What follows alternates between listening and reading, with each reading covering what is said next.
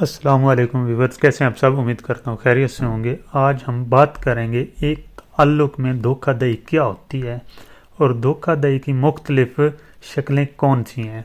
دھوکہ دینے کا مطلب یہ نہیں ہوتا کہ آپ کسی کے ساتھ سو گئے ہیں تو آپ نے چیٹنگ کر لی۔ چیٹنگ کرنے کے بہت سارے پوائنٹ ہیں جو میں آج آپ کو بتاؤں گا۔ چھپ کے کسی کو میسج کرنا بھی ایک چیٹنگ ہے۔ کسی کے ساتھ بات کرنے کے بعد اس کے میسج ڈیلیٹ کر دینا کیونکہ آپ کے شوہر کو نہ پتہ چلے، یہ بھی ایک چیٹنگ ہے۔ آپ کے شوہر کی اگر آپ کسی کو چغلی بھی کرتے ہو نا تو وہ بھی ایک چیٹنگ ہے۔ اپنے پچھلے بوائے فرینڈ کے ساتھ رابطے کرنا، یہ سب سے بڑی چیٹنگ ہے۔ اپنا ریلیشن شپ سٹیٹس چھپانا کہ آپ شادی شدہ ہو یا سنگل، یہ بھی دھوکہ ہے۔ کسی کے ساتھ سیکرٹ دوستی رکھنا اور اپنے شوہر کو نہ بتانا کہ یہ تمہارا فرینڈ ہے، یہ بھی ایک چیٹنگ ہے۔ اپنے شوہر کے علاوہ کسی اور کے ساتھ ٹچ یا فزیکل ہونا، یہ سب سے بڑی چیٹنگ ہے۔